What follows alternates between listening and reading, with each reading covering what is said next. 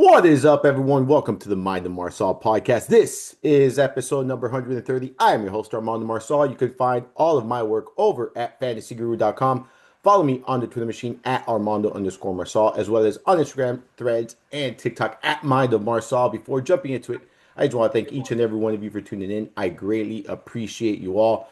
Remember, if you're enjoying the content, enjoying the podcast, please make sure you follow, rate, review the podcast wherever it is you're consuming it. You can also catch these podcasts here on YouTube there at the Mind of Marsal channel there. It is Friday. You know what that means. I got my guy Chris Rose on with me to talk some football. Chris, how's it going, brother?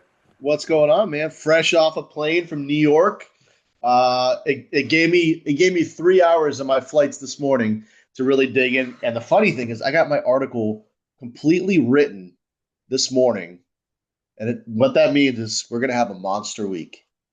Yeah, I'll be honest with you, dude. I feel locked in this week. I really, really like this slate. I think I don't want to say straightforward, but for me, it feels like a straightforward slate. There's no second guessing. I haven't really been tinkering with my initial build. I've had a good read on this slate, so looking forward to see where you're at. Because the funny thing is, you and I really don't talk much before this show. Like we do our own research, we do our own analysis, and then we combine here. And often we're on the same page. So really looking forward to your thoughts and your outlook on this week here. But before we do that, we always talk a little bit about Thursday night. I know you were traveling, but did you happen to catch any of the Thursday night football game? Yeah, I mean, we've been saying to unleash Travion Henderson for how long this year, and finally, like these last 3 weeks, I think he is finally established himself as that lead back. Goodbye, Ramondre Stevenson, and all your fumbles. Yeah, I mean, it's very difficult to have that argument right now based on what you've seen. He had a huge day there, another big outing from him. So for me, like you look at the numbers, 19 carries, 62 rushing yards, two touchdowns. Also caught all five of his targets for 31 yards and a touchdown. Three touchdowns this week. He had a stellar performance last week against the Bucks. I mean, he ran wild against them, 147 yards, scored multiple touchdowns there as well. Even when Stevenson comes back, man, I find it very difficult for the Patriots not to be giving, Travion Henderson all, if not the majority of the workload there. He's just so explosive. He gives you that dynamic, skill of that running back where he could catch passes out of the backfield, running between the tackles. This gives you an entirely different dynamic to the offense. I really, really, really like what I've seen from this young man, and they're finally unleashing him. This team is looking phenomenal, man. Like the New England Patriots are looking like that New England Patriots we were used to seeing when Tom Brady was under center and they were very dominant. Just getting it done on both sides of the football there. And Stephon Diggs, man, like you're seeing it, like he's continuing to get better and better and better as the season progresses. 100 receiving yards here, or over 100 receiving yards here in this contest. Just continues to play good football, man. And you could see the chemistry between him and Drake May being built there and continue to grow. So I'm looking forward to seeing this team play the rest of the season. I think they're going to be a serious contender here in the AFC. In my opinion, the best team in the AFC East right now. Like they're playing the best football in this division. So great stuff there from them. And then the Jets, I mean, they're just not good. They're not a good football team, and that's what it is, man. And you clearly could tell like two different types of football teams here for me, Chris. So, all right. Anything else on the Thursday night game? Nope. All right, let's jump right into week 11. And we got 11 games on the main slate. I said I'm locked in. You said you're liking the slate. So before we jump, position by position like we always do, Chris, some overall thoughts on the slate, kind of your approach this week. Are you going balanced? Are you looking at it from a stars and scrub perspective? How are you attacking this week 11 slate this week? Yeah, there's two running backs that I'm enamored with this week, and it's a guy that we've been on since the guy that I've been on for 3 weeks. And then a quarterback that's just leaps and bounds probably stands out as my favorite play, and I have it in my core right now as someone to pair up with him. But I think some of these higher price running backs are going to be key. What I'm prioritizing as far as higher price running backs, guys that are 6,500 or more. And I think there's some value at the wide receiver position, even with guys coming back from injuries. I still think guys that are they're still too cheap. So for me, I'm probably going to go pay down a little bit at wide receiver, pay up at running back, and probably end up going three running backs. There is some value at the running back position as well. Yeah, I feel like you can make a strong case for multiple high price running backs this week, right? Like I Yep. feel like there are those running backs in good spots, the usage there. You're getting secure usage and secure opportunities, and that's kind of what we're trying to lock in when you're paying up at some of these positions. Um, for me, I think going balanced, and I say this almost every week, but that's just the way I build rosters. Like I like going with the balanced approach. I know the stars and scrubs is fun. But that really depends on the contest you're playing. I always say that. It depends on the contest. Are you playing cash games? Are you playing single entries? Are you playing three max? Are you playing the millionaire maker where you're trying to, turn a $20 entry into $1 million and it's like a lottery? Like what are you playing? And that's kind of how you have to approach your own slates. Myself, I like, single entries, three max, smaller contests, higher dollar, smaller contests. That's kind of where I'm at. So for me, I like going balanced, and I get contrarian, by not by roster constraints, but just by players. Like you can play chalk and just be contrarian in one or two spots, and that'll be good enough in some weeks in many weeks to win you in one of these smaller GPPs. So that's my approach this week. I agree with you. I think it is a three running back week. I agree with you as well when on your take of the quarterback. I think there's one quarterback leaps and bounds ahead of everyone else when you're taking price, when you're taking matchup, when you're taking everything into consideration. In my opinion, he's the one that really stands out the most to me. And the great thing about him is you can stack him multiple ways. You can even go with a three-man stack with this guy, at least the one I'm talking about. And it's not going to be too costly, right? So, like, that's what I like about it here, Chris. Is So, his girlfriend a alcoholic beverage? maybe. I think so. I think so. I would say yes, but yeah, I don't know. Madison beer, maybe? Maybe something like that. Maybe. We'll jump right into it then, Chris.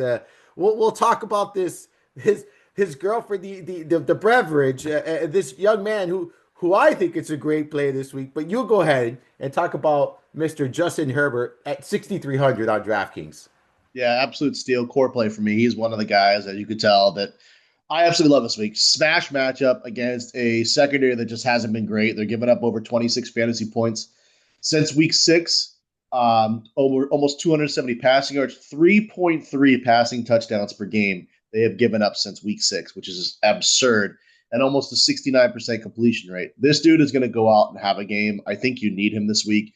And at 6,300 to pair him up with a wide receiver like Lad McConkey at 6,500, I mean, you get two guys at under 13K. That is a hell of a core to work around.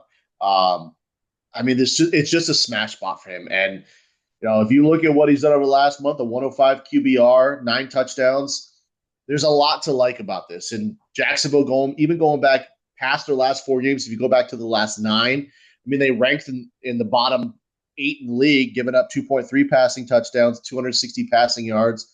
So this is just a smash spot for Herbert and the boys. Yeah, for me, I'm not going to sit here and lie to you, man. I absolutely love Justin Herbert this week. He's the quarterback that I'm locked in on. I don't think I'm going to pivot at all here. I Oh, normally do one lineup, and I just don't see myself playing another quarterback this week. Even if I'm running three lineups, there's a very good chance that he ends up in all three of my lineups this week. When you look at Jacksonville, they rank 20th in pass DVOA, 23rd in pass rush. So they're not going to really apply too much pressure here, despite the issues with the offensive line in Los Angeles. You have a team that's allowed the ninth most passing yards, but they're giving up the fifth most passing yards per game. They've surrendered the third most passing touchdown despite already having a bye. Top three in fantasy points per game allowed to the position on both sides here. When you look at the Chargers, we expected run first, run first, run first. That's not the case. They're top four in the NFL right now in pass attempts per game. Herbert, like you mentioned, has topped 20 DK points in three of his last four games. He's showing a little bit of that rushing element of his game, right? With 30 plus rushing yards in three of those last four games, including two of those games with 50 plus rushing yards. He has a rushing touchdown in that span. He's affordable. I mean, he just checks off, if not all the boxes, the majority of the boxes for me this week, Chris. So, yeah, I'm locked in. He's my top quarterback on this slate. When you're taking every single little thing into account here. And I don't care if he's chalk or not. Like, I'm going to play him this week. I just think this is just a phenomenal spot for Justin Herbert. When you're looking at some of these other quarterbacks, let's talk about maybe from Justin Herbert up. You got Josh Allen at 7K. You got Lamar Jackson at 6,900. Mahomes at 6,800. Stafford at 6,600. Mayfield at 6,400. if you're trying to get a little contrarian, if you're trying to go away from, I think most people are interested in Herbert this week, like you and I are going to be. Would you recommend any of those quarterbacks? Is there someone in that range that pops out for you? So the only guy that I like from like Baker Mayfield on is probably Stafford, just with how his how consistent he has been over his last like 6 games. 26 DK points in 5 out of his last 6 games, 13 touchdowns over his last 3 games. Whenever this team has a healthy set of receivers, it's tough to beat this team through the air. So Stafford, I know it's not a great matchup against Seattle, but he has put up, relatively good numbers against Seattle in his career. So for me, I like Stafford quite a bit here. If he's the guy that I'm going to pay up for, if I'm going to pay up, from Herbert. Yeah, I mean, it's hard to argue how well he's playing. So I'm not there's no pushback for me as far as Stafford's concerned. That's never going to be the case. He's playing at a very high level. And I again, I don't really think matchup is all that, impactful here with the way he's playing. Right? He's playing with confidence, like this team is clicking on all cylinders. So I like that call there. I'll say this, Josh Allen, if there's a matchup where he's going to bounce back, we could see a back and forth here between the Bills and Tampa Bay. And because of that, I think he's interesting. I'm not going to pay up all the way for Josh Allen this week. I'm not paying above Justin Herbert. I've been very clear about who I'm playing this week. But I think you can make a strong case for Josh Allen. He's been obviously very volatile, but you know, there's the ceiling that's undeniable there, and we know that the rushing element that he brings to the table, he could do it on both facets, like through the air, on the ground, like. And this is a team that you look at this game and you look at this, 46 and a half over under. I think there's going to be some points here. And I think that if there's a week he could go off, it's this one here. I think it's going to be a back and forth game there, Chris. When we move down, I think there's a couple of interesting guys here when you're looking at that 6K and below range. Um, Joe Flacco to me, I think is interesting when you look at, the matchup here. Steelers giving up the most passing yards per game to the position, as well as top 10 in fantasy points per game. When you look at Flacco's last game against them, it was he threw for 342 yards and 3 touchdowns. Someone that we know is going to sling it here. Again, I don't think I'm going to get to Flacco. I'm stuck on Herbert, but I do think if you're trying to save some salary here, he's someone to consider, Chris. Any thoughts on Flacco and then anyone else like 6K below that you're kind of looking at here this week? Yeah, I mean, you hit it right on the head with Pittsburgh giving up the most passing yards per game. I just think it's a great spot here. If at 5,500, also remember they just opened the window on Joe Burrow for 21 days for his practice, so Flacco's not going to have much time left to really get some run under center here. So, this is just a great game over Pittsburgh's last 9 games, almost 300 passing yards per game since week 6. They've allowed 316 passing yards, 2 passing touchdowns, a 71% completion rate, and 24 fantasy points per game to quarterback. So, if there's a guy that's going to go off who has been consistently good over the last, I'm going to say since he took over, 19 fantasy points or more at 5,500, pairing him up with Jamar Chase, I don't see how you can go wrong there as well. I'm just so enamored with Justin Herbert that it's going to be tough for me to get off him. Yeah, and that's why when we discuss the receivers and other positions here, there are going to be some players I highlight with some of these quarterbacks that I'm Yeah. interested in outside of Herbert because that's probably going to be the way I get exposure to these offenses or these quarterbacks here. So that's kind of how I'm viewing this slate. If we're being 100% honest, JJ McCarthy is projecting for me, and maybe you can correct me and based on your projections, but for me, he's projected to be the highest owned quarterback this week. And I understand why. When you look at the Bears, they rank 26th in pass DVOA, 22nd in pass rush. They're top 3 in fantasy points per game allowed on both sides, ninth most passing yards per game there. 70% completion rate, which is top 5 in the NFL, tied for fourth most passing yards or passing touchdowns allowed to the position. McCarthy has played well against this team in the season opener, probably his best game of the season, right? So this is not a Bears defense that I'm, concerned about whatsoever. It's a defense that we've been picking on all season long. So I look at McCarthy, and I think this is a good spot for him here. Chris, talk to me about him if you have any interest. I know that's your team, so I'm assuming you have a little bit of interest there.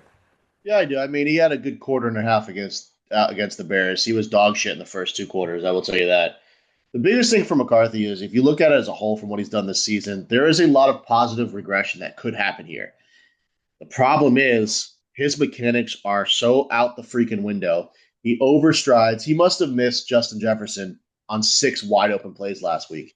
And it's because if you look at his body posture when he's making throws, he's overstriding and they're all airmailing. So he's throwing them all high. Now, a 56% completion rate on the season. So you think about the positive regression here. If he could just complete 6 more passes, I mean, he's at a 60% completion rate, kind of in the middle of where the league is. So I do see some positive regression here. I do think the fact that he has been using his legs a little bit more to extend plays, and he has scored a rushing touchdown in what, you know, 2 out of his 3 starts, whatever it has been. So I do think he's using his legs well. It's a good environment. It's a good place at home. I think he plays a little bit better, a little bit more relaxed at home. I could say the same thing for Caleb Williams, too.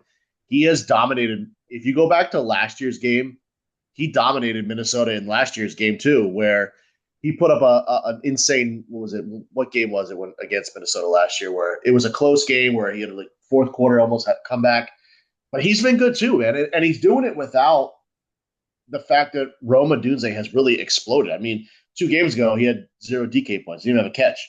So I like Caleb Williams a little bit more than JJ McCarthy, but I do think Minnesota wins this game, especially at home. So I'm going to give the edge to McCarthy if I'm going to roster, but I think the better game flow is for Caleb Williams. That makes sense.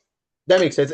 And Caleb, he's been money the last couple of games, right? Like he's produced some pretty big performances there. Yeah. He is just like McCarthy. They're both volatile guys, right? Like I feel like they're both volatile guys.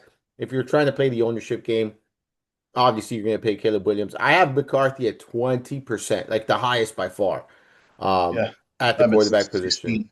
Yeah, I'm at 16. Yeah, so I would anticipate anywhere between the 15 and 20% range as far as ownership is concerned. Um, I'll tell you this, man. If you're trying to go completely off the grid, and I mean completely off, and this is for those of you who are listening and are playing the Millionaire Maker type tournaments, I think Jordan Love is interesting against the Giants. I'm not going to go there myself. It is a good matchup. Giants have struggled through the air. 12, they're surrendered the fifth most passing yards, 18th in pass DVOA. So a good matchup there for him. And then if you're looking for absolute value, man, you and I have talked about this guy multiple times. We said no last week. He still delivered. Like it wasn't pretty, but he still delivered. Jacoby Brissett against the 49ers, he's still sub 5K. Like it was not pretty last week whatsoever. He had a terrible game. And I mean terrible game. But when you look at the bottom numbers, right? Like the bottom line here, 21.4 fantasy points on DK. Like he's now scored at least 20.8 DK points in 4 straight games, and he's 4,900. Like, I, listen, if I pivot off of McCarthy, who's going to be very popular, and you're trying to stay cheap, I like Brissett. Like I have him right now in about 7% ownership projection, and I think that's a bit aggressive. I don't even think he's going to reach that number myself. Um, but that's about it. Like for me, the player pool is very small, man. Like I just tossed out a couple names, but for me, it's very simple. It's going to be Herbert. If I don't play Herbert, I'm probably going down to either Flacco or Brissett, kind of where I'm at. I like McCarthy, like you, but just the fact that he's going to be very popular does concern me a little bit here, and kind of makes me not want to take it on that kind of volatility with the chalky player. I don't think he's going to outscore Herbert or Flacco by that much where I'm going to be drawing dead in tournaments. Like that's my thought process. Do you agree with that? Yeah. The one thing I do want to say is with Brissett, the one thing that kind of hurts me a little bit is, 12 targets went to Marvin Harrison Jr. last week. Yeah.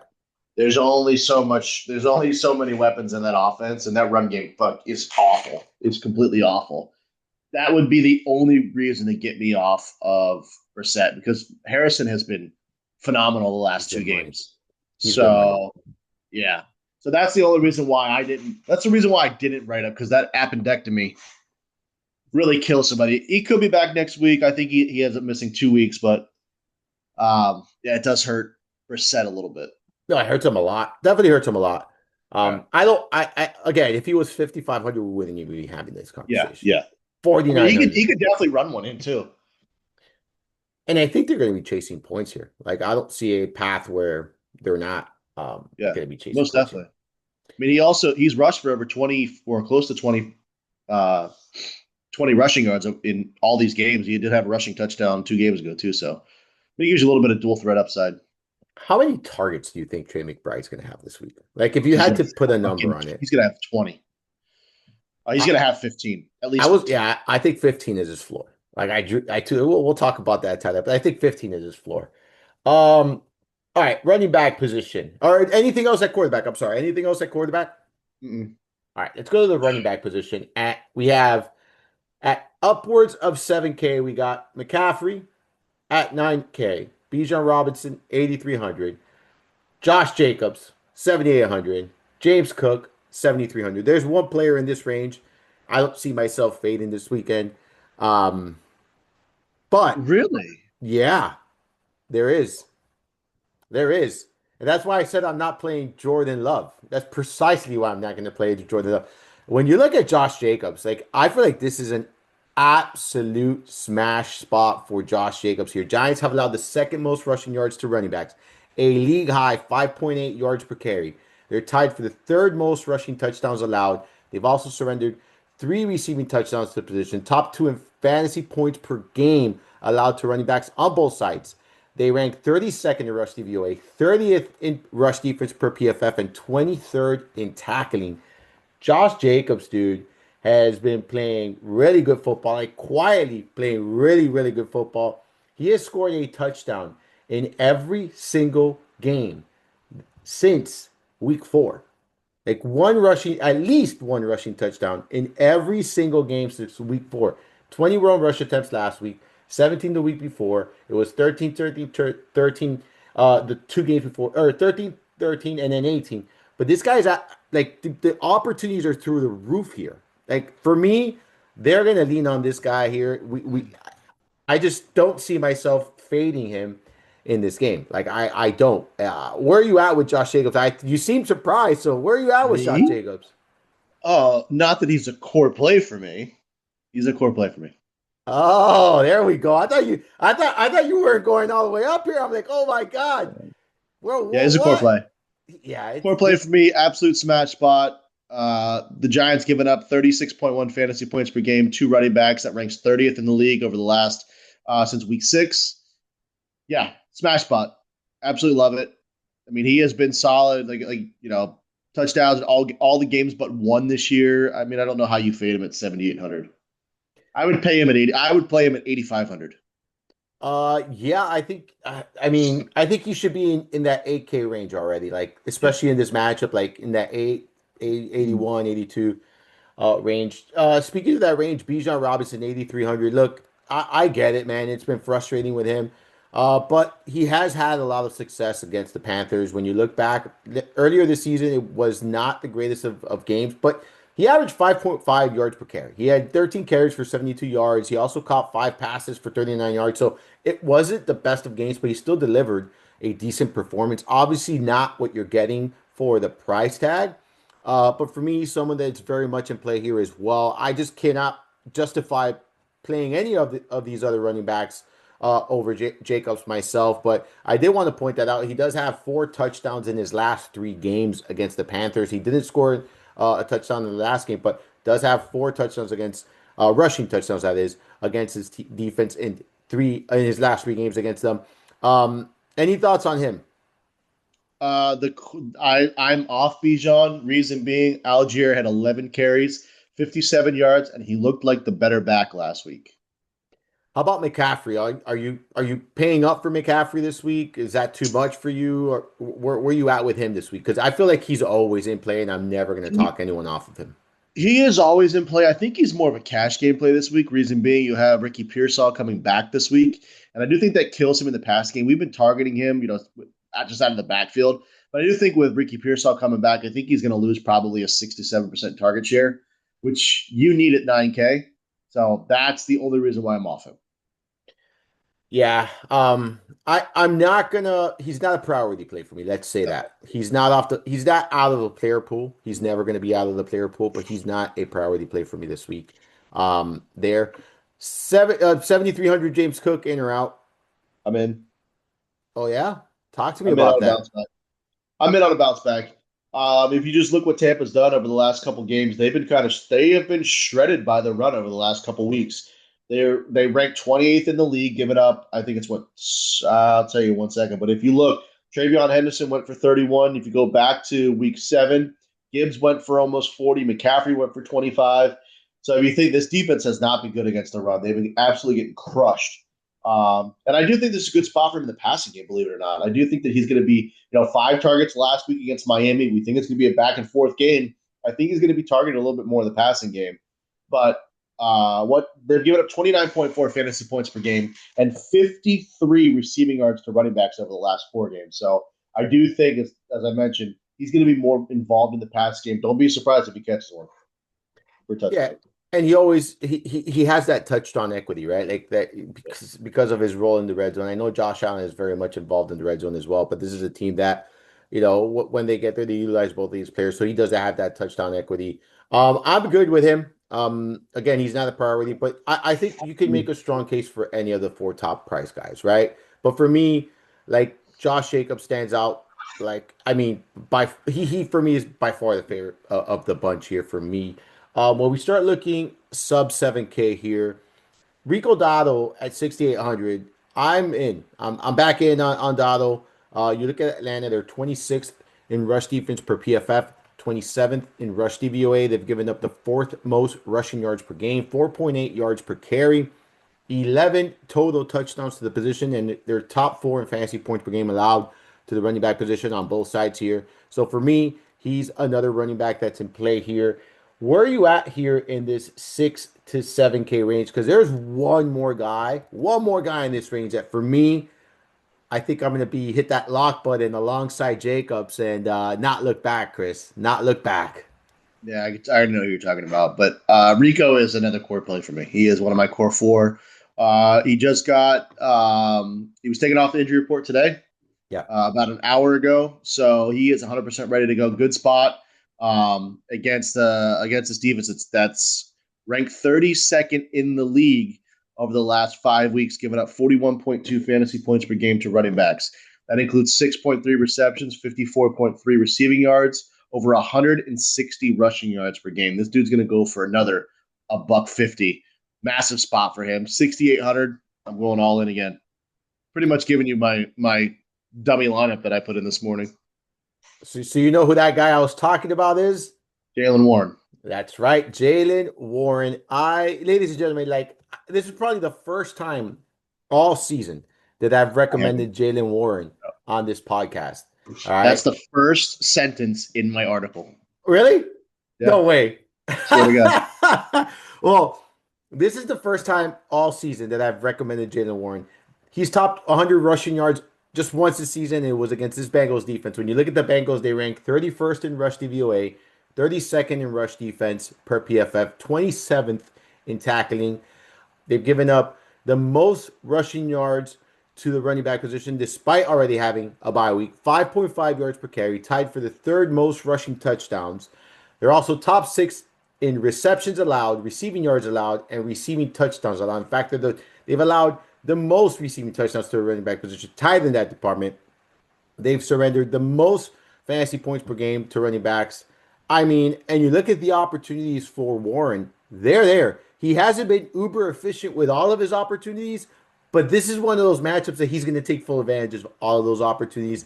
For me, this is a slam dunk matchup for him. A slam dunk price at 6,100, considering his role in this offense. And considering the spread here, the Steelers, I think they're favored by what, 5.5 points, if I'm not mistaken. Vegas is expecting to play with the lead. They're going to lead on Warren here. I absolutely love the spot. Like I have not played him once this season. I'm telling you right now, if I've played him, it's been in a maybe a showdown slate or something like that. But on a main slate in 2025, I have not rostered Jalen Warren. This week 11 will be the first time in the 2025 season that he finds himself in one of my lineups. I just don't see myself fading him here this week, Chris. What say you about him? I mean, he was close to being a core play for me too, but there's one cheap running back I like a little bit more. But the only thing that kind of slows me down a little bit, he's only playing 46% of the snaps over his last 4 games. Although, albeit, Mike Tomlin did say that he deserves more touches and he's going to have more touches going forward.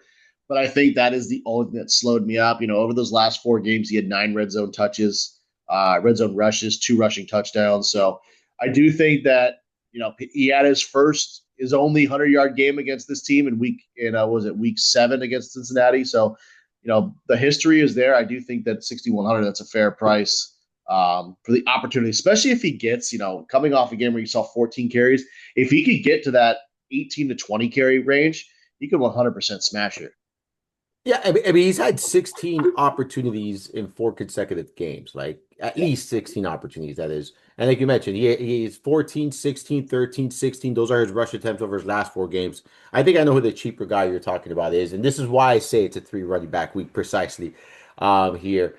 Anyone else, though, in this 6 to 7K range, like I'll say this, like if Rashad White was still getting the opportunities he was getting the first couple of games without Bucky Irving, I would be considering White because I like targeting the Buffalo Bills run defense. Like they're trash. Like they're not good, right? But the problem is like Rashad White and Sean Tucker are both kind of being utilized here. Yes, White still playing the more snaps. I get that, but its touches are not as strong as they were the first couple of games without Irving. And to me, that's concerning. If you want to take a flyer on White and GPP because of the matchup, sure, I won't talk you out of it. I just don't see myself doing it because I'm just concerned about how the usage in this backfield is being split. Um, but other than that, Chris, there's not many other running backs in this range that I'm all that enamored with this week. Are you into any of these guys? No. All right, this 6K and below range. You said there's a cheap running back that you are looking at. My question is he 5,400?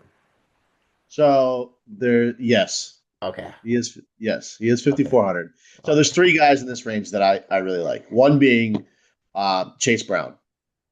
I mean, at 5,700, he's been great over the last 2 games, 95% snap share. So he's playing almost every freaking down. And it's just a spot where if he's going to continue to get the workload that he's been getting, especially in the passing game, 13 targets last week, I do like him a lot here. Now, there's 2 guys here at 54. I like RJ Harvey more than I like Woody Marks. I do love Woody Marks, but the question mark and the more so it's a small statement that was made by offense coordinator that worries me. Him getting more opportunities than Nick Chubb was more spontaneous than something they put in the game plan. So he's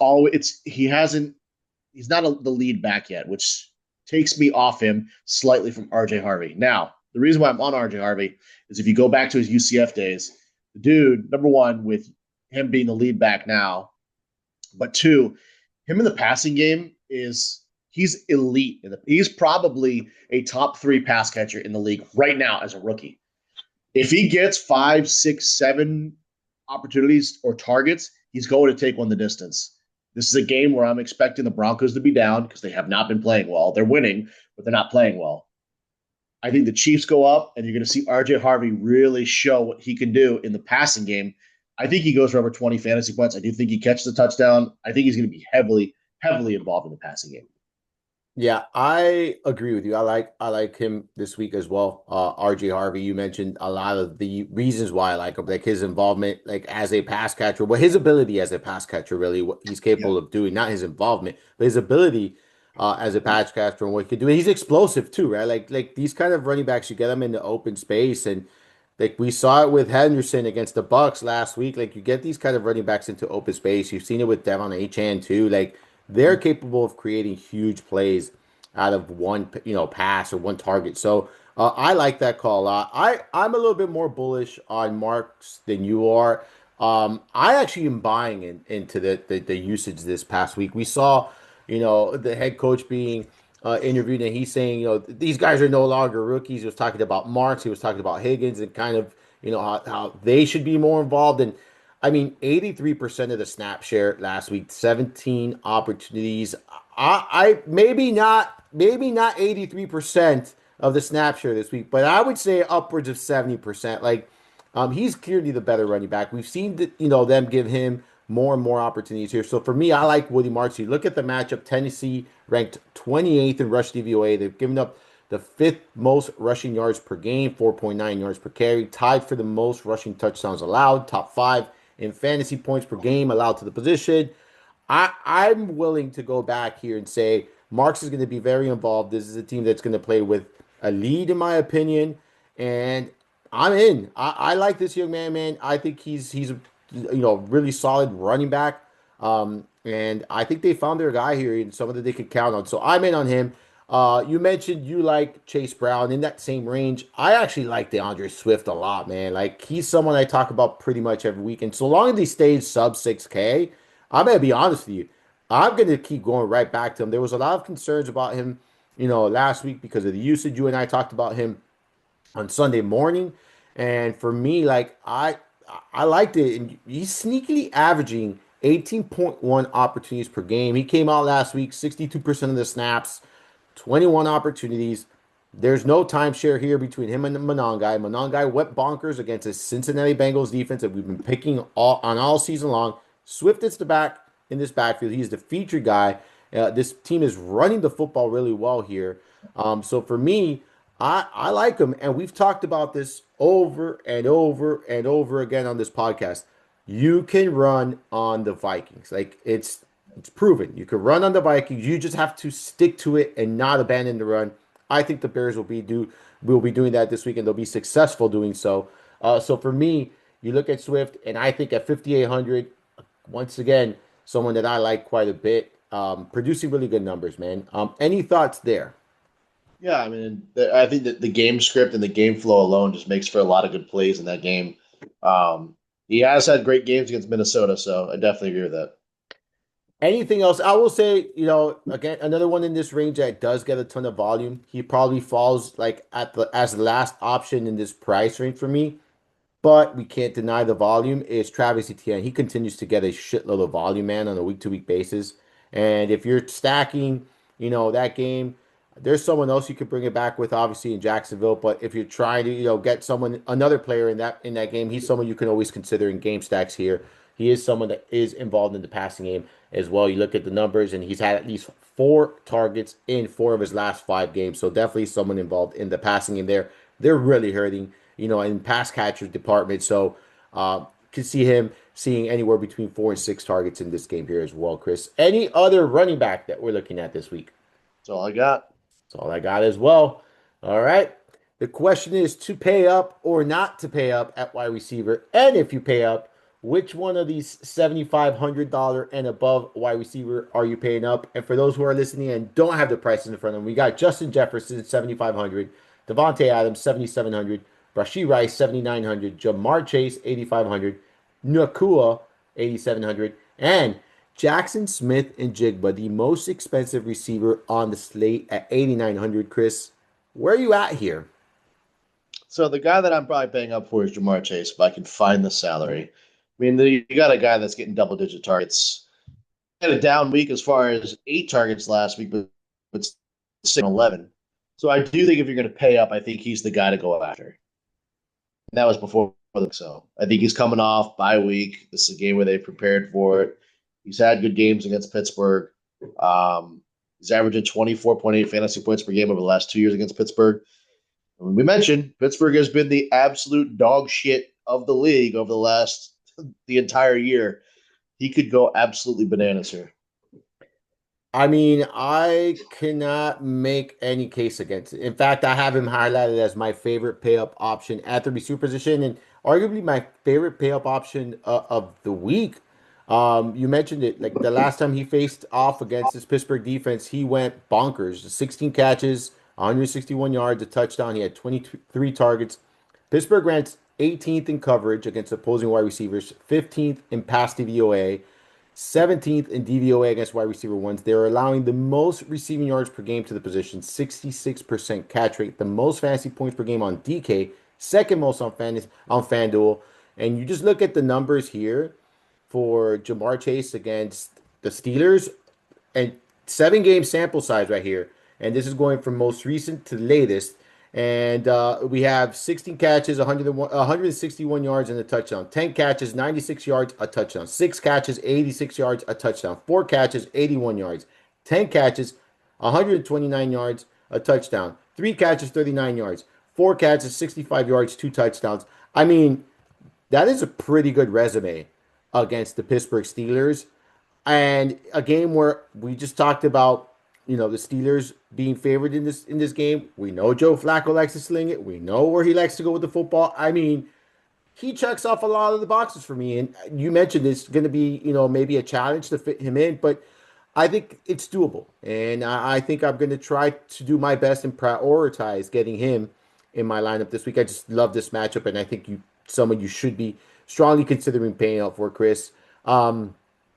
Any other receiver in this range, though, that you look at and you say, man, I'm interested in him as well. I just can't find the way to get him in. No, my guys start for Yeah, like I'll say this, JSN is interesting, right? Because he's been so consistent and he's been like, I mean, the floor is high, the ceiling's high. But again, I can't justify paying up more for JSN versus Chase. Like I can't do it myself. I will say this, like I think Justin Jefferson, and if you're running the McCarthy stacks, right? Like he's the one you're prioritizing in that stack, I would assume. yeah. All right. I just wanted to make sure there. And again, I'm not going to talk anyone off of JSN. Like I'm simply not going to talk anyone off JSN. I just can't get there. I can't get there. If I do that, I'm not playing Chase and or I'm not playing Josh Jacobs, and I'm not willing to sacrifice that, to get to JSN. If you can find a way to get JSN, Chase, and Jacobs without over punting your entire roster, sure. But you know what? Reach out to me and let me know how you did it because I can't do it. I can't figure it out. Um, all right. So you said no above this 75 range. Talk to me about the next tier of receivers here where you got the 6 to 75 range or 6 to 74 range. At 6, you got T. Higgins. Then you got Brian Thomas Jr., Roma Dunze, Zay Flowers, McConkey, Nico Collins, Egbuka, and Drake London at 7,400. Anyone there in particular that stands out to you very much? So there's two guys, one being Drake London, smash over the last 2 weeks, just been phenomenal. 4 touchdowns, 100 yards last week. He's played well against Carolina, averaging 19.5 fantasy points over the last 2 games. So I like him at 7,400. A little pricey, but I do think it's a good spot for him. Second guy being, as I mentioned, we're playing Justin Herbert. Lad McConkey, I know he's questionable, but I think he's going to be fine with his ankle issue. Um, I like the spot for him. Since we called him, and we've said this since the Miami game, he's been phenomenal. He's been the go-to guy in this offense, and I like the spot for him. And well, I lied. There's actually three. Emeka Egbuka being the third one. I mentioned it last week that he had this was another breakout game for him in my article. 13 targets last week. I think we're going to go right back to it. This team can be beat through the air, and I do think this could be a back and forth game. I love this game script as the second one behind Minnesota Chicago. So at 7,200, that is a fair price for a guy that is going to go ahead and have a monster game. Yeah, I like that Colin Egbuka a lot. You just look at the volume over the recent games 12, 9, 13. Those are all targets. I mean, they're going to continue to pepper him with opportunities here. We talked about Buffalo, right? Like their run defense is suspect. Their pass defense has been very, very, very brutal as well, especially against opposing wide receiver ones. We saw Jalen Waddle last week have a nice game there. So they've really struggled against opposing wide receiver ones throughout the season. So I love that Colin Egbuka at 7,200. I look at Nico Collins as another player in this range that I like. He's going to get the opportunities. The Titans, defense, they're super suspect. They're a defense that you pick on, and you look at Collins. He had coming off a good game there. The opportunities in the passing game are going to be there for him as well. Here, regardless, not having Stroud, I don't think that's going to impact him here in this matchup here. So I like him in this price range. You mentioned McConkey, man, and he's the one that stands out for me the most in this price range. McConkey has topped 14 DK points in all but one game since week 5, including 3 games with 20 plus DK points in that stretch. He's 5 touchdowns in that span, has accounted for 26% of the target share from week 5 on, averaging 9 targets per game. Jacksonville, they rank 18th in pass defense, DVOA. They're top 10 in fantasy points per game allowed on the position. on both sides here. So for me, McConkey, when you look at those opportunities, you look at his price tag, it's just everything adds up for a good Yeah. production day for him here. So I really do like him for the same reasons above. Like as far as the matchup is concerned, I think Quentin Johnson is also in play. He's the more volatile of the two, right? I think, and his price is that's the price is baked in. He's 5K. Very GPP, strong play for me in my opinion. This is a team that's giving up the 11th most fantasy points per game to outside receivers. So we just saw them get cooked by Nico Collins on the outside. I think Johnston can continue to, basically pick off where he left off last week, and I think this is a good spot for him. And another stacking option here I like for him quite a bit there. But to be honest with you, man, like outside of Collins, McConkey, Ibuka, and I mentioned Johnson just because he's still there, but Johnson's 5K. He's nowhere near this price tag. There's really not anyone I like that much in this range, Chris. Like, is there someone here that stands out? I mean, Drake London, any interest there? No. Well, yeah, Drake London. Yeah, Drake is my guy there at 7,400. As I mentioned, like just he's been phenomenal over the last 2 weeks. So 4 touchdowns over the last 2 weeks. He's the guy there that I love at 7,400. Other than that, there's not much that I really like. All right, so then you must be looking at sub 6K, and I would probably venture to say you're probably even looking at sub 5,500 at this point, Yeah. unless there's someone in that 5,500 to 6K range that you're looking at as a like. Jordan Addison. All right, talk to me about Uh, Jordan Addison. Yeah, really like the spot for Jordan Addison. Chicago, he's averaged 18.8 fantasy points per game against Chicago over the last 2 years. Chicago's given up 30th in the league, 42.6 receiving fantasy points per game, two wide receivers, 187.8 fantasy receiving yards per game. So I like Addison there. I think you can make case for Jefferson because he did come out and say something about that he's going to be a dog again, or he's just been, he hasn't been aggressive as he has been in recent years. So I do like Addison there. I like Ted McMillan a little bit against Atlanta. Um, those are the two that I'm keying in from that 55 to 5,300. And the guy that I like this week, even with Ricky Pearsall back, I'm going back to Juwan Jennings. Phenomenal last week. 9 targets, 6 catches, 71 yards. You got Brock Purdy back this week. I do think this is a smash spot here.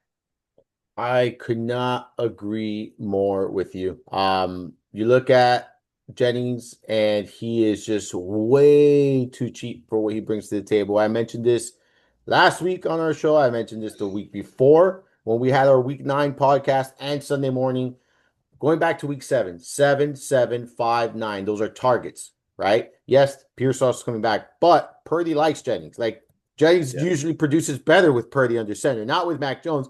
So I like this a lot at 5,100. I think this is a great way to get some salary savings here this week. Keep an eye on Parker Washington's status. He's another one at Yeah. that 5,100 mark that I'm interested in. And then you look at some of these Green Bay guys if you want to get a little bit different and you want to get some exposure here. By the way, I already mentioned Quentin Johnston. Like for me, I absolutely love Quentin Johnston this week in GPPs. Like I'm gonna have trouble. I'm gonna stack Herbert with two different pass catchers. I'm just having trouble with which two I'm gonna do it with. To be 100%, it's between McConkey, Johnson, and we're gonna talk about Gatson in a minute now when we get to that tight end position. But for me, like those three guys, I like quite a bit. Then you look at Romeo Dobbs at 5K. He was injured last week, cleared to play. He's been a pretty constant in this passing game for the Packers. Like, is he a super high upside, super high ceiling guy? No, maybe not. But I do think that every now and then he has those peak performances. This is one of those good matchups. He's someone that has a role in the red zone for them. So I'm interested in Romeo Dobbs here. You can make a strong case for Christian Watson as well at 4,400. He's had at least 4 targets in every game since returning. You always have to monitor news with him, though. He's dealing with that, hamstring, knee issue, or whatever. I think he's going to be just fine. But 4,400, it is a volatile play, but I Yeah. do think it's one that you can take a risk on. And then the last cheap guy under 4K, and this is how you can maybe get in your Jamar Chase, Michael Wilson, 3,800. Look, you mentioned it, right? Like there's not going to be any Marvin Harrison Jr. I expect 15 plus targets for McBride, but I also think there's a pretty safe floor of targets for Michael Wilson here. You look at the numbers in recent weeks, right? And he's had 6, 4, 5, 4, 4, 7. If he has anywhere between 5 and 7 targets at 3,800, I think you're doing okay, right? And if you get him to give you, you know, anywhere between 4 to 6 receptions and 45 to 60 yards, and if he by any chance gets inside the end zone, like you're going to be ecstatic with the production. So for me at 3,800, I'm okay with taking that kind of chance here at the price tag. And considering you mentioned it, their run game is trash. They're going to be chasing points. There aren't many options in the passing game. Like I'm interested in Michael Wilson this week, man. Any thoughts on him? Yeah, Snapshare went from 48 to 70 last week, 7 targets, 3,800. That's definitely a way to find some value there. You play him with a value running back and then load up at 2 running backs and receiver. I think you're in a good spot, especially with Herbert, Herbert and Ladd in my case. So yeah, I think he's going to bump up and have be that de facto wide receiver one now with Marvin Harrison out. So Yep. I like it. Yep. And Kind of then like the the last Parker Washington call we've had over the last 2 weeks. Oh my God, he's been so consistent, man. Like so consistent. Like everyone that was concerned about him, like what his role was going to be. I was one of those that was concerned if we're being transparent. But he was their primary slot receiver last week. It was not Jacoby Myers. It was Yeah. Washington. 60, I think it was 62% of his snaps ran from the slot there. So I'm in. I'm in there as well. If he plays, you have to keep an eye out there. Oh, how about Tez Johnson? I feel like he's another one that you can make a I case don't for. But love like it. he Yeah, you can make found this for. he's probably outside the top five of that range for me, right? Yeah. Yeah. Anyone else in this range that you're looking at, Chris? No. All right, you have already said that you expect about 15 targets for Trey McBride. Does that mean you're going to roster him this week? No, I can't get to him. I do think it's challenging to get to him this week. I do agree with that right there. I'll say this, if you can, the volume's going to be there. I'm not going to talk anyone off of him whatsoever. It's just I look at the price tag at 6,300 and there are running backs that I feel a little bit better about that are cheaper than him, right? Like there's just other players at other positions that I feel a little bit better about. So I can't get to him because I need to save somewhere, and the tight end is kind of where I'm going for savings. And it's not much, but you're talking about $1,700 difference. Like it's 4,600 is where I'm right now hovering, Chris. That's a little bit more than I'm used to spending and like to spend. But I'll tell you this, man. I'm looking at Rondé Gatson. I'm looking at his usage. I'm looking at the matchup, and I'm getting so excited. Jacksonville Jaguars ranking 24th in DVOA against tight ends. They're tied for third most receiving yards per game allowed to the position, 73% catch rate, tied for second most touchdowns allowed. They're second most fantasy points per game allowed on both sides to the tight end position. Here are some numbers in recent weeks, and that's 21, 17, 21, 18, and 18. And those are target shares for our guy, Rondé Gatson. I'm in. I am in. And he's going to be part of that Jaguars, or not Jaguars, I'm sorry, the Chargers stack that I think is going to go off this weekend, Chris. Talk to me about Gatson. Talk to me about what you're doing at the tight end position this week. Man, unfortunately, I can't get the Gats in his price tag. I like the spot at 4,600. I just can't get to him. I'm playing. There's 2 guys I'm looking at under 3,500 because I have to save some money somewhere. So I like the Gadsden play. I do think he's going to have a smash game here, especially in the middle of the field against a weak um, secondary for the Jaguars. But for me, there's no, I don't like the position this week. Like there's usually guys in like the 4K range I like. I don't like anybody aside outside of Trey McBride. But like I said, I'm going to 3,500 or less. So who are you going to? Talk to me because One there's a couple guys I like there. so one being Mark Andrews at 3,500. Okay. Anytime that um, brain fart Lamar Jackson's in, I do think that he's in play. Second guy being a guy that popped today for me and is Dawson Knox. Dalton Kincaid ruled out. I think Dawson Knox kind of his value goes up a little bit. And this is one of the reasons why I'm so high on James Cook as well. Is in the passing game, you kind of lose a little bit of quite a bit of target share over the last couple of weeks where he's been targeted a lot in the red zone as well. So I do think at 3,300, Dawson Knox sliding into that tight end one role. I like him a lot there. And the third guy being David Njoku, 3,300. Anytime we can get him under 4K, I think it's a good spot. Plus, I do think that Fannin is dealing with a hamstring issue still, which I think it's limited him a little bit this week. Yeah, so I love the Mark Andrews call, man. Like, I think he's very much in play this week, without question. You look at, he's just you just have to know what you're investing in, right? Like I tell everyone in their season log leagues and things like that when they're asking start sit questions, like it's touchdown or bust, right? Like Yeah. it's touchdown or bust. He's not a high volume guy, and you just have to understand that that comes with the territory. So if you're willing to take that risk, by all means, and I am willing to take that risk if you're not paying up for around the Gatson here this week. Noah Fant to me is interesting as well in this matchup here against the Steelers. You've seen Fant, roll. I don't want to say great, but he's, you know, been involved in some games here, and I think he's interesting as well. So for me, he's someone that I'm considering as a potential, pay down guy at 3,200. And then I'll be honest with you, man, like Luke Musgrave, he's another guy that to me is interesting at sub 4K.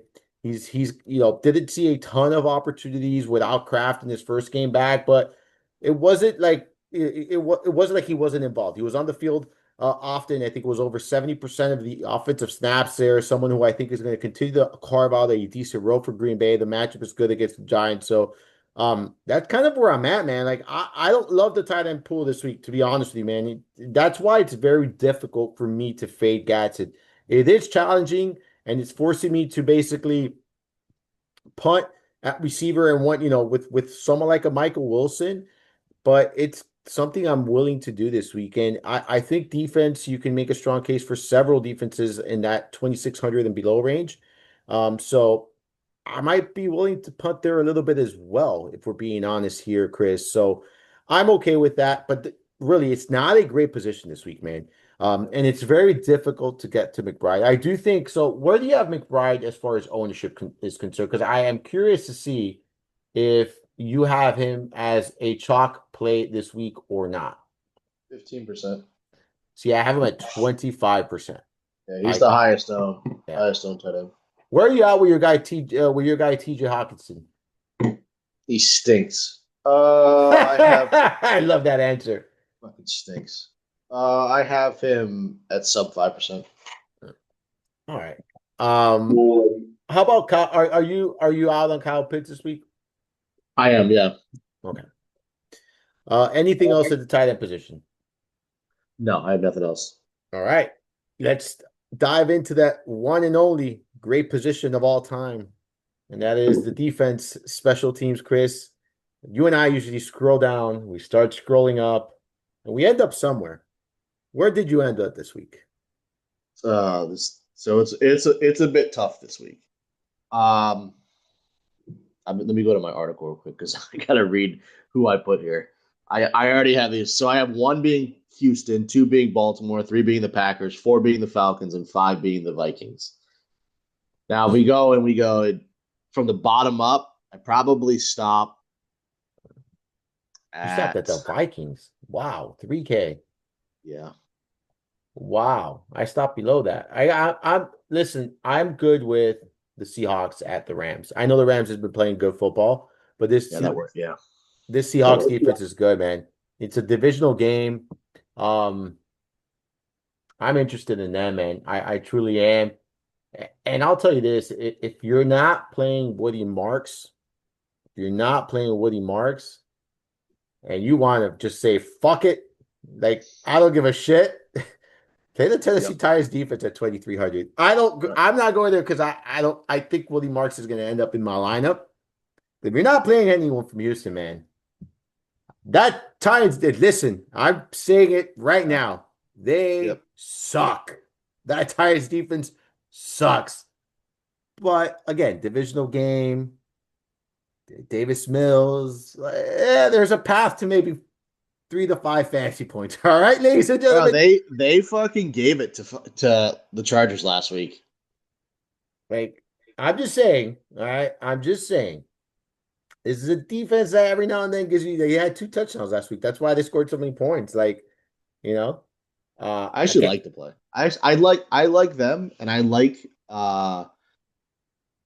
the Buccaneers against the. If I'm not gonna play Cook, I like the Buccaneers against the Bills. I like to target Josh Allen because he is a turnover. He's a fumble machine. He's not a interception machine, but I do like to target him at times. Yeah, yeah.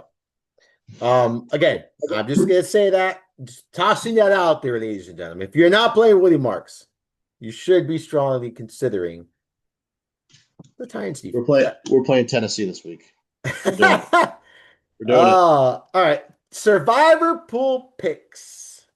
Listen, if you're still hanging around in your survivor pool pick, kudos to you. Because Dude, it's I'm been, I'm hanging out in mine for are you 500 really? bucks. No way. Yeah. Yeah. Oh shit. Still hanging on. All right, so what's up? Talk to me. Talk to me. So Who I we got I going? got I got Baltimore this week. I love it. That's the number one on my list. Honestly, I I have got I have Ravens, Chargers, Falcons in that order on my list right now.